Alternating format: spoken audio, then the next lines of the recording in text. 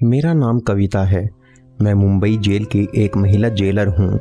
आखिर वहाँ रोज रात को मुजरिम औरतों को अंधेरे कमरे में देशी घी क्यों दिया जाता है? यह एक परेशान करने वाला सवाल है। इस राज को जानकर आपके भी रोंगटे खड़े हो जाएंगे। मुंबई जेल का एक खौफनाक वाकया। यह रात एक डरावनी रात थी, जब हमारे घर में अचानक से दरवाजे पर दस्तक हुई। सब घर वाले शहर से बाहर शादी में गए हुए थे और मैं इस वजह से नहीं जा सकी थी क्योंकि मेरे एनुअल एग्ज़ाम चल रहे थे।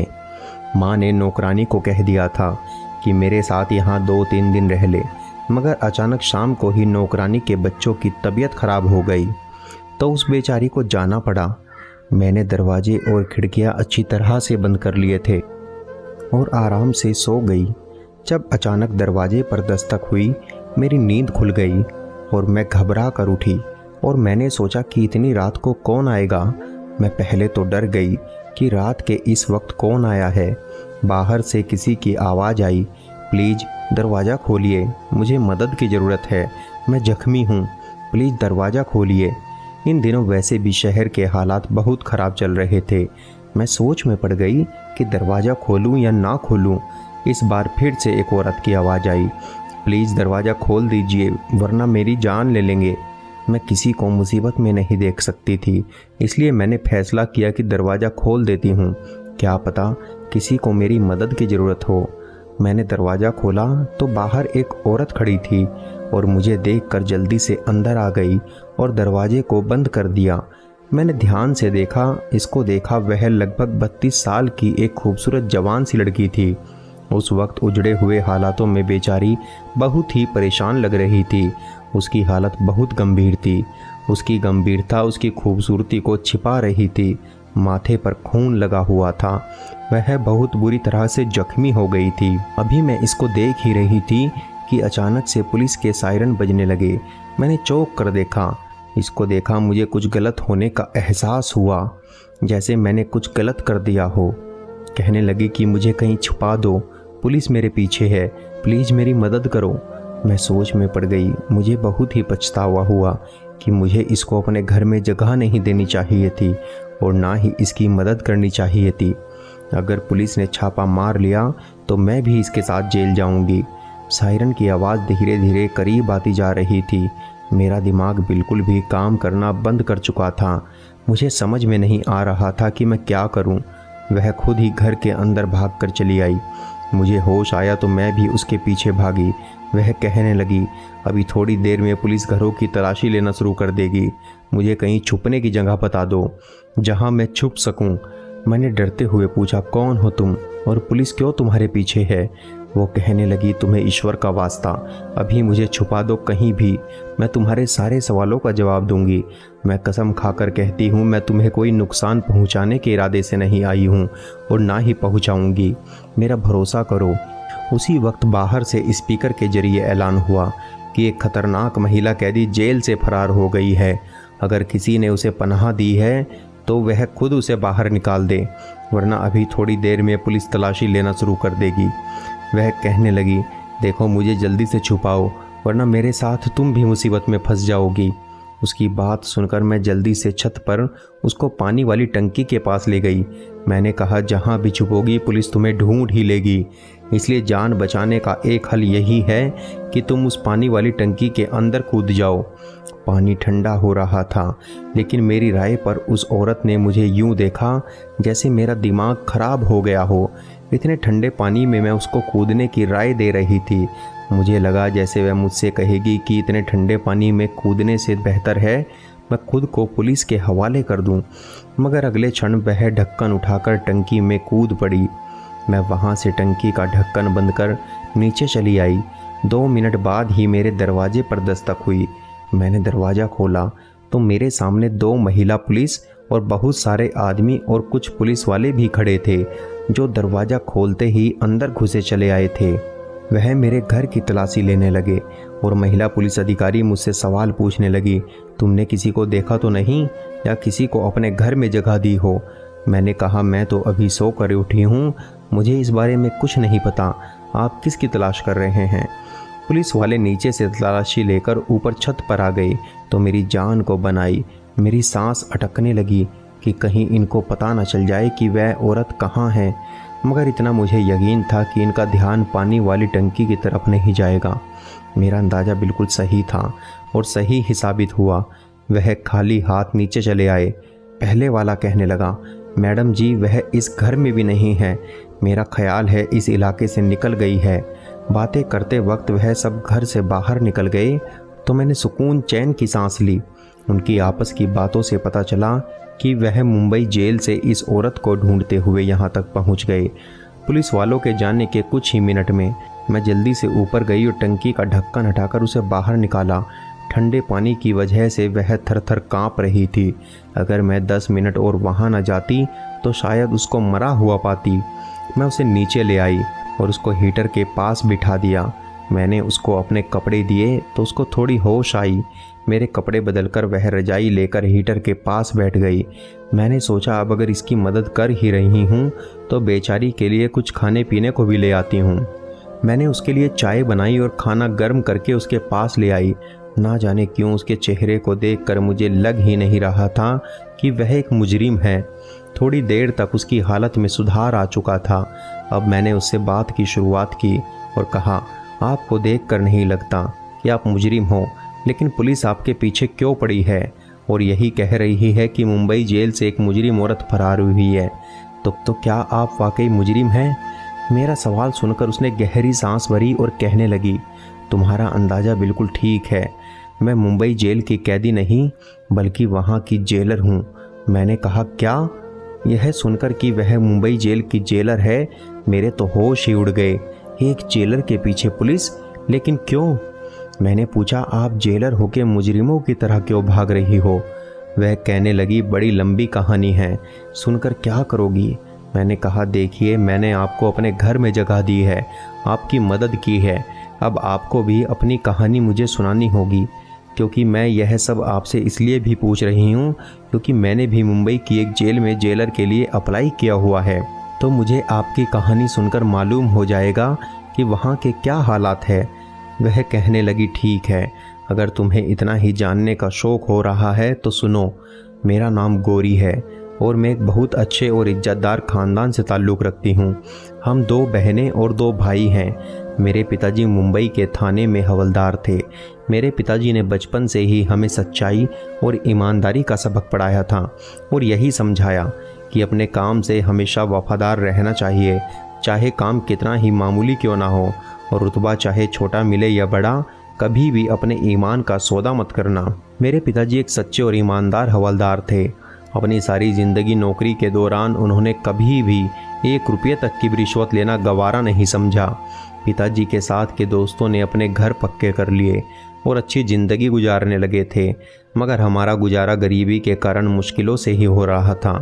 मैं पिताजी की बहुत लाडली बेटी थी, इसलिए अक्सर घर के हालात से तंग आकर मैं भी उनसे कहती थी, पिताजी आप अपने साथ के लोगों को ही देख लीजिए, उन्होंने किस कदर तरक्की कर ली है, उनसे ही कुछ सीख लीजिए।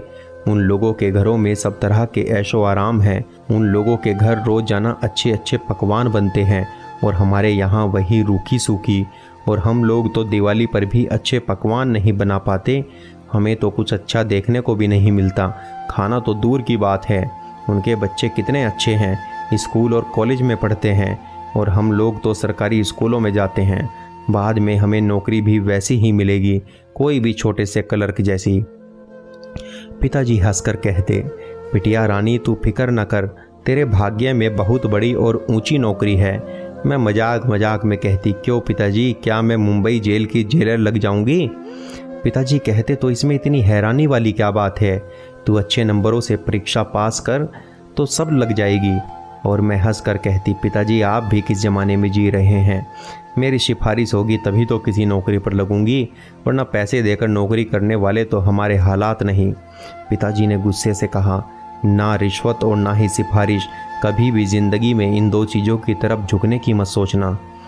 मेरे पिताजी का तो वह हाल था कि वह ईमानदारी और फ़र्ज पर जान भी दे सकते थे। मेरी बहन स्कूल में पढ़ाने लग गई और बड़ा भाई पिताजी के रिटायर होने के बाद उनकी जगह लग गया। मैंने अपना एक मकसद बना लिया था कि मुझे भी मुंबई जेल के जेलर बनना है और इसके लिए मैं जी जान से टेस्ट की तैयारी करने लगी और टेस्ट दे भी दिया। मुझे उम्मीद थी कि मेरी नीयत अच्छी है तो मेरी विनती भी सुनी जाएगी और ऐसा ही हुआ। मैं मुंबई की जेलर सेलेक्ट हो गई। वह दिन मेरी ज़िंदगी का सबसे हसीन दिन था और सारे ख्वाब पूरे हो गए थे। मैं बहुत खुश थी, जैसे मुझे ज़िंदगी की सबसे हसीन खुशी मिल गई हो। मेरा सपना सच हो गया था। पिताजी ने इस मौके पर सिर्फ यही कहा था कि जेल में बहुत से तरीके की परेशानियां तुम्हारे सामने आएगी, बस ख्याल रखना, ईमानदारी से अपनी ड्यूटी को अंजाम देना। मैंने अपनी ड्यूटी संभाल ली। मुंबई जेल एक बड़ी जेल थी और औरतों की एक बड़ी तादाद वहाँ पर कैद थी।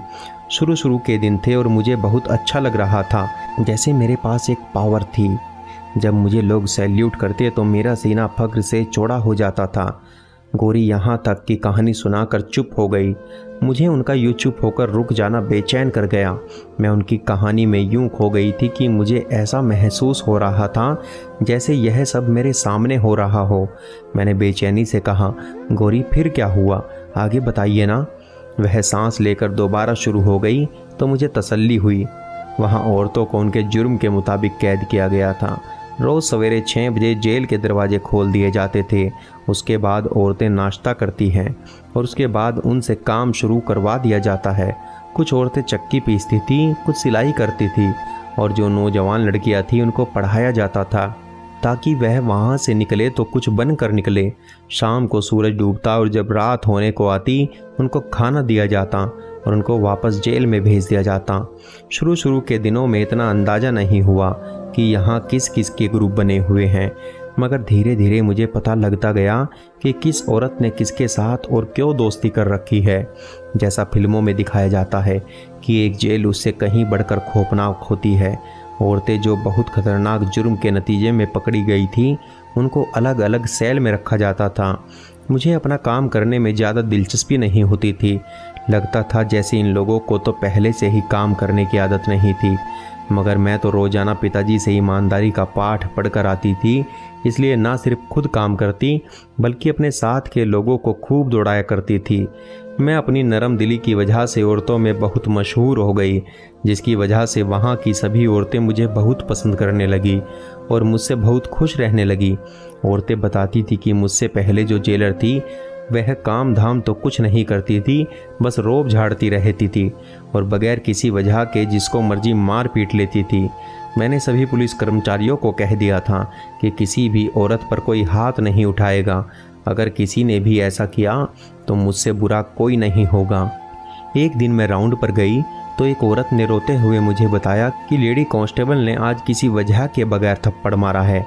मुझे सुनकर बहुत गुस्सा आया कि अपनी ताकत का नाजायज़ फ़ायदा उठाना उसे किसने सिखा दिया। मैंने उसे 1 हफ्ते के लिए सस्पेंड करवा दिया। मेरी वजह से जेल का माहौल अच्छा होने लगा था। मैंने औरतों को अलग अलग तरीके के रोज़गार सिखाने शुरू कर दिए थे। मेरी ड्यूटी से वहाँ के लोग बहुत खुश थे और मुझे पहले ही साल में अच्छे काम की वजह से मेडल से सम्मानित किया गया। वहाँ मेरे काम को खूब सराहा गया, खूब सारी तारीफ हुई। इसी दौरान मेरे लिए एक आला अफसर मनीष का रिश्ता आया, जिसे मेरे घर वालों ने मेरे लिए चुना और मेरी शादी हो गई। मेरे पति बिल्कुल वैसे ही ख्यालात रखते थे जैसे मेरे पिताजी के थे, इसलिए मैं अपनी ज़िंदगी में बहुत खुश थी। ड्यूटी और घर बहुत अच्छे से चल रहा था, सब कुछ ठीक जा रहा था। मगर कहते हैं ना, आजमाइश इंसान पर उसी वक्त आती है जब वह ज़्यादा ही सुख की ज़िंदगी में खो जाए। मेरी किस्मत को भी मेरा सुकून अच्छा नहीं लगा। उन्हीं दिनों जेल के बाहर से देसी घी के भरे हुए डिब्बे अंदर जाने शुरू हुए। शुरू में तो मैंने इतना ध्यान नहीं दिया कि रिश्तेदार अक्सर इस किस्म की चीज़ें भेजते रहते हैं, मगर जब लगातार इसी तरह रोज़ाना देसी घी के डिब्बे जेल में आने जाने लगे तो मैं चौंक गई। मुझे यह बात हजम नहीं हुई कि यह क्या हो रहा है। मेरा दिल और दिमाग कह रहा था कि कुछ तो गड़बड़ ज़रूर है। मैंने सोचा कि मुझे मालूम करना होगा कि रोज़ रोज़ देसी घी के डिब्बे किसके पास जाते हैं, कौन मंगवाता है। एक अच्छा जेलर वह होता है जिसने कैदियों में से ही अपने जासूस बनाए हों ताकि उसको पल पल की खबर मिलती रहे। मैंने भी उसी औरत को अपने लिए जासूसी करने को कहा था, जिसके लिए मैंने लेडी कांस्टेबल को 1 हफ्ते के लिए सस्पेंड किया था। मेरे इस अंदाज से वह मेरी वफादार हो गई थी और मेरे कहने पर मुझे खबरें देती रहती थी कि जेल के अंदर क्या हो रहा है। इसलिए एक दिन मैंने सारे देसी घी के डिब्बे खुलवाए और अच्छे से डब्बे की तलाशी ली। उन डब्बे में देसी घी ही था। मैंने उस औरत को बुलवाया जो मुझे सारी खबरें देती थी। मैंने उससे कहा, मुझे अंदर ही अंदर मालूम करके बताओ, यह देसी घी के डिब्बे आखिर आते किसके लिए हैं और कौन उन्हें इस्तेमाल करता है और क्यों। मुझे 2 दिनों के अंदर सारी रिपोर्ट बना कर दो। मेरी ड्यूटी ज़्यादातर दिन के वक्त ही होती थी और रात के वक्त एक और जेलर ड्यूटी पर आ जाती थी। दिन के वक्त तो किसी की ज़रूरत भी नहीं होती थी कि मेरे होते हुए कुछ ऐसा वैसा हो जाए, मगर रात के वक्त यहाँ क्या होता है इसकी मैं गारंटी नहीं दे सकती थी। इसलिए जासूस को काम पर लगा दिया। मैंने बीच में टोकते हुए पूछा, गोरी, क्या आपको देसी घी के डब्बे की वजह से शक हुआ था? मेरे सवाल पर जेलर गोरी ने हाँ में सर मिलाते हुए कहा, हाँ, रोज़ाना ही कहीं डब्बे देसी घी के जेल के अंदर जाते थे और मेरे लिए यह नॉर्मल बात नहीं थी। मेरा अंदाज़ा बार बार यही कह रहा था कि कुछ ऐसा हो रहा है जो मेरी नज़रों से ओझल है।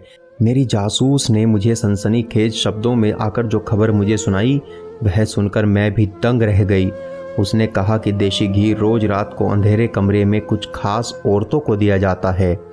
रात की ड्यूटी वाली जेलर और सारा स्टाफ इस बात को जानता है और आपके कार्यालय के भी 2-4 लोग शामिल हैं। मैं उलझन में पड़ गई कि अंधेरे कमरे में देसी घी क्यों औरतों को दिया जाता है, इसका क्या मतलब हुआ। मैंने अपनी जासूस से कहा, मुझे इन औरतों के नाम बताओ जो रोज़ाना अंधेरे कमरे में जाकर देसी घी खाती हैं। जासूस ने जिनके नाम बताए, उन औरतों को देखकर मैं चौंक गई। वह औरतें पहले तो इतनी सेहतमंद नहीं थी, दुबली पतली सी थी, मगर अब देखा तो वह काफ़ी सेहतमंद लग रही थी। जासूस ने मेरे कान में चुपके से कहा, मैडम जी, यह सारा कमाल इसी देसी घी का है।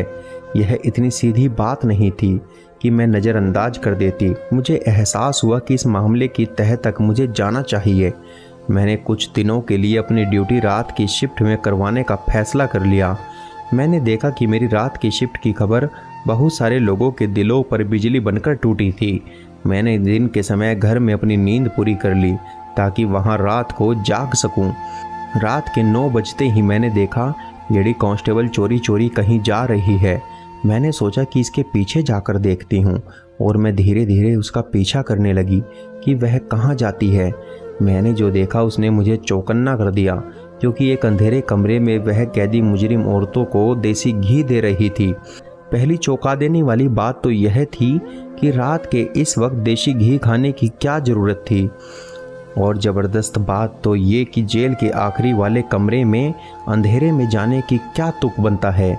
मैंने 2-3 दिन यही रूटीन देखा, लेकिन इसके अलावा कोई और ज़बरदस्त बात मेरी गिरफ्त में न आ सकी। मैं कुछ भी पूछकर इनको सतर्क होने का मौका नहीं दे सकती थी, इसलिए मैं चुपचाप सब कुछ देख रही थी कि कभी तो वह मौका आएगा कि कोई और सबूत मिलेगा, और सबूत आखिर एक दिन मिल ही गया। उस दिन रात के 11 बजे थे। मैंने अपना सिर मेज पर टिकाया और जानबूझकर आंखें बंद कर ली ताकि कोई देखे तो यही समझे कि मैं सो रही हूँ। थोड़ी ही देर गुजरी थी कि मेरे ऑफिस में कोई आया। आहट से मैंने पहचान लिया, लेडी कांस्टेबल है। वह मुझे सोता देखकर बाहर चली गई और किसी से कहने लगी, लगता है जो नींद की दवा मैडम को दी है उसने असर कर दिखाया। मैडम सो रही है, बस कुछ ही घंटे बाकी हैं, इसलिए इन औरतों को जाकर कहो जल्दी जल्दी अपना काम करे। कुछ ही देर में वह दोनों वहाँ से चली गई। मैंने हैरत से सोचा कि आखिर ये सब क्या हो रहा है जेल में, जिसकी मुझे खबर नहीं थी, और मेरी नाक के नीचे सब कुछ हो रहा है। इनकी बातों से अंदाज़ा हुआ कि जो भी हो रहा है इसी अंधेरे कमरे में हो रहा था। तभी मैंने उठने की कोशिश की ताकि जाकर देख सकूं ऐसा क्या हो रहा है वहाँ पर। उठते ही मेरा सर चकराने लगा, मुझे चक्कर आ रहे थे। लगता था कि मेरी चाय में जो नींद की गोलियां मिलाई गई थी उसने अब असर करना शुरू कर दिया था। मैं वहीं सो गई और सुबह तक मुझे कुछ खबर नहीं हुई कि मैं कहाँ हूँ। सुबह उठी तो सर भारी हो रहा था, इसलिए घर चली गई। घर जाने से पहले मैंने इन औरतों के सेल की तरफ आई ताकि कोई बात इनके बारे में पता कर सकूं, मगर वहाँ सब ठीक लगा तो मैं वापस घर आ गई। घर आकर मैं सोचती रही कि इस कांस्टेबल के साथ दूसरा शख्स कौन था जिससे वह बात कर रही थी। उसके बाद हम रात को दोबारा ड्यूटी पर जाते हुए मैंने फैसला कर लिया था कि मुझे क्या करना है। मुझे कल की तरह चाय पेश की जाएगी, मगर आज मैंने वह चाय नहीं पी और पास के ही वॉश बेसिन में बहा दी और खाली कप रखकर आंखें बंद कर ली। थोड़ी देर बाद वह कप लेने आई तो मुझे सोता हुआ देखकर तसल्ली अंदाज में बाहर चली गई। थोड़ी देर बाद मैं भी बाहर निकल आई। रात के 11 बज रहे थे। जेल में हर तरफ की लाइट बंद थी, हर तरफ अंधेरा ही अंधेरा था।